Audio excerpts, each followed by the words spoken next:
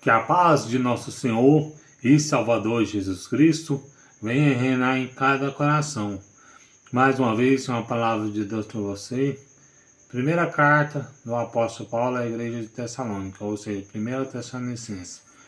Capítulo 5, versículo 16 ao 22, são pequenos versículos, o epígrafe, recomendações gerais. Versículo 16, regozijai-vos sempre, orai sem cessar. Em tudo dai graça, porque essa é a vontade de Deus em Cristo Jesus para convosco. Não extingais o Espírito, não desprezeis as profecias. Examinai tudo, retende o bem, abstendo-vos de toda a aparência do mal.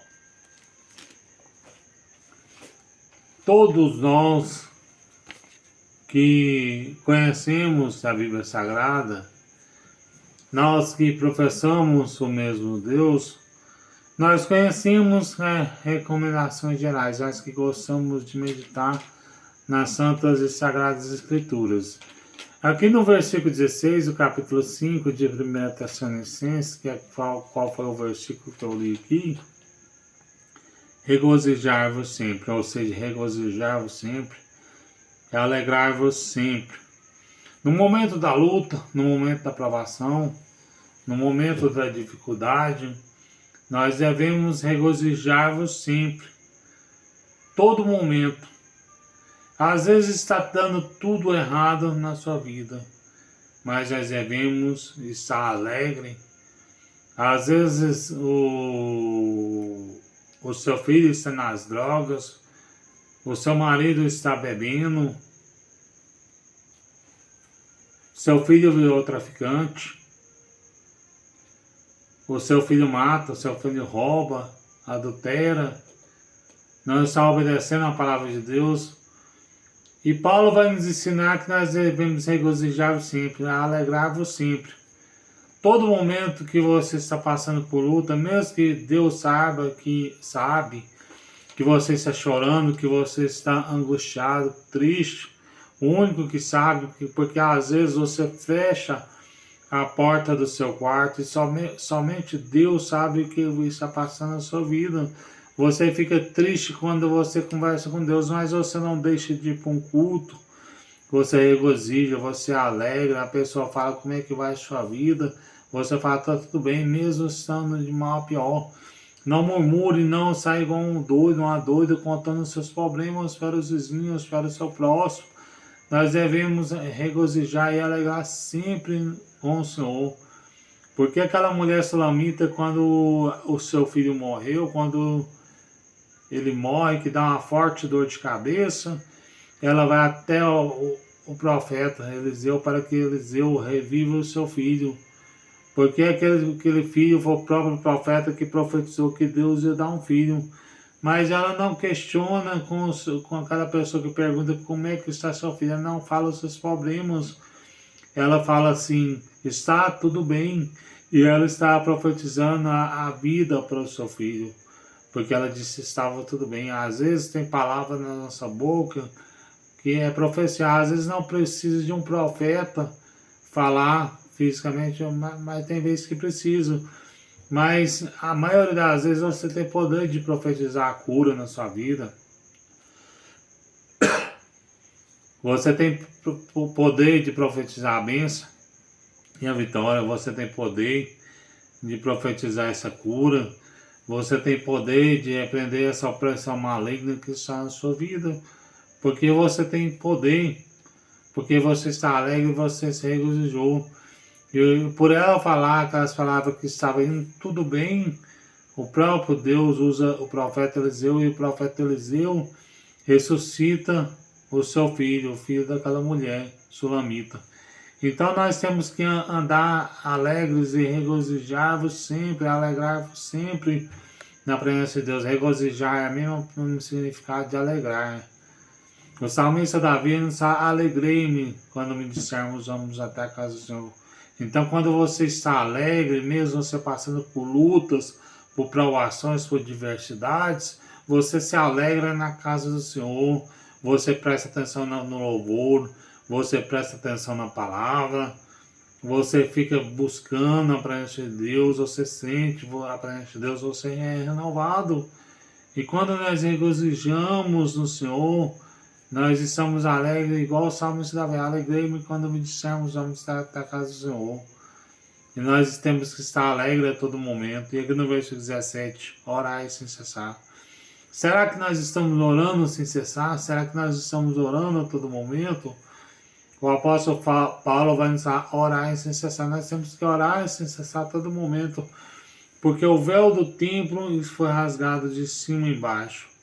E hoje, eu e você, nós temos o livre-arbítrio de orar. Ou seja, no seu trabalho, na sua casa, fechada a porta do quarto, ou na sala, você drobar os joelhos, ou você em pensamento, no trânsito, dirigindo, como você fala, no trânsito, dirigindo, no trânsito, mas você vai prestando atenção no trânsito e falando com Deus. Quando você vai conversando com Deus, Deus até envia o anjo para te guardar no trânsito. Mas você tem que focar a sua atenção no trânsito e conversando com Deus. Porque Deus, Ele quer que nós oramos sem cessar. Quando nós oramos sem cessar, pode ter certeza da nossa vitória. A Bíblia nos fala em Mateus, capítulo de número 26, versículo 41, vigiai e orai para que não entrais em tentação. Na verdade, o espírito está pronto, mas a carne é fraca. Nós temos que orar para que nós não caiamos em tentação. Quando nós oramos e vigiamos e jejuamos para quebrantar a carne, nós não caímos em tentação. Mas aqui Jesus está recomendando para nós orar. Quando nós estamos vivendo uma vida de oração, pode ter certeza dessa vitória. O jejum, ele é para quebrantar a nossa carne, para Jesus perdoar os nossos pecados através do jejum e da oração. Jejuando e buscando a presença de Deus, oração também. Quando nós jejuamos e oramos, pode ter certeza da nossa vitória. E o jejum é para quebrantar a carne, o jejum é para vencer os desejos da carne, para vencer o adultério, a fornicação, para vencer quando você bebia, quando você fumava, quando você se drogava, quando você era traficante. Quando você jejum, você quebranta a sua carne para você não voltar a fazer mais essas coisas que você fazia lá no passado. E aqui no versículo de número 18. Em tudo dai graça, porque essa é a vontade de Deus Cristo Jesus para conosco. Em tudo dai graça, porque essa é a vontade de Deus em Cristo Jesus para conosco. Tudo nós temos que dar graça. Se você está comendo arroz com feijão, dai graça. Se você está andando de bicicleta, dai graça. Se você está pagando um aluguel, dai graça, porque Deus te deu um emprego para você trabalhar, para você pagar o aluguel. Então, dá graça em tudo. Não murmure contra Deus, igual o povo de Israel fez no deserto. Não murmure igual eles fez. Porque Deus, ele mandava todos os dias manás diferentes, sabores diferentes.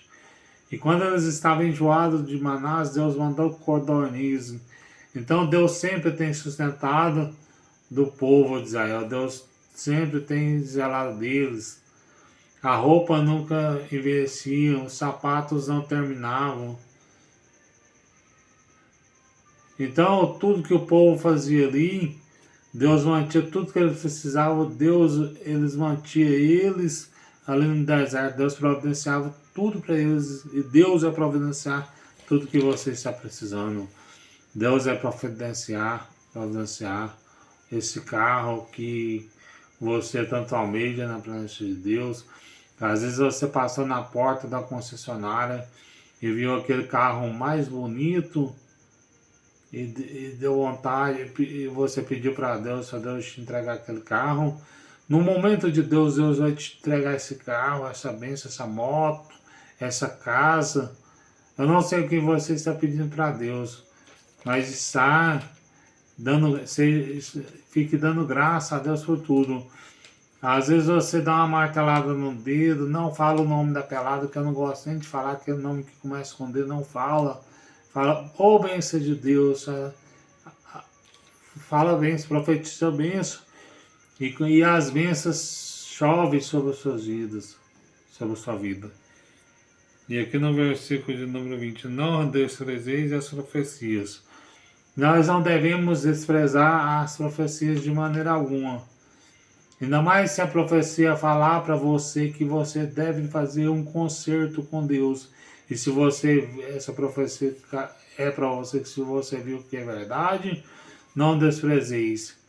E se a profecia, você não desprezar as profecias, porque quando Deus fala, Deus cumpre. Se uma pessoa fala que Deus vai libertar o seu filho das drogas, não desprezeis as profecias. Igual eu falei aqui no começo, que às vezes a boca nossa tem poder de abençoar. Então, quando a pessoa fala assim para o seu filho vai largar das drogas, não desprezeis, porque Deus ele tem o poder. Quando a pessoa passar uma profecia que Deus vai libertar o seu filho, a Bíblia fala que nós devemos examinar as profecias e não os profetas. O profeta é sujeito a errar, o profeta é sujeito a passar profecias que não vêm de Deus. Porque às vezes nós que somos profetas, às vezes nós empolgamos e queremos passar aquilo que não é de Deus. Porque Paulo, quando ele orou para aquela amiga dele, ou a amiga não sei, Deus não curou, porque não é tudo que Deus vai resolver na nossa vida. Às vezes Paulo empolgou, queria que Deus curasse, mas às vezes o desejo, a vontade de Deus era de ver aquele homem na cama, no leito, porque Deus estava castigando, e nós não devemos pôr a mão onde Deus está castigando. Quando Deus está cuidando, tratando, nós não devemos meter o nosso nariz, porque é aí que Deus está tratando com a pessoa. E aqui no versículo de número 20, não desprezei, já li, né? 21, examinar isso retendo o bem, retende o bem. Guardar a conversa e manter seguro o que é bom. Nós devemos guardar a conversa e o que é seguro, o que é bom. Ou seja, nós não devemos excessar as palavras desse livro. Guardar a conversa e retende tudo que é bom. Abstenha de toda a aparência do mal.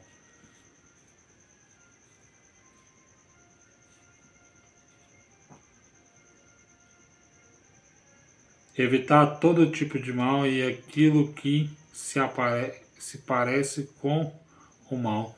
Nós devemos evitar todo o mal e tudo aquilo que se parece com o mal. Se você vê que você vai adulterar e o adultério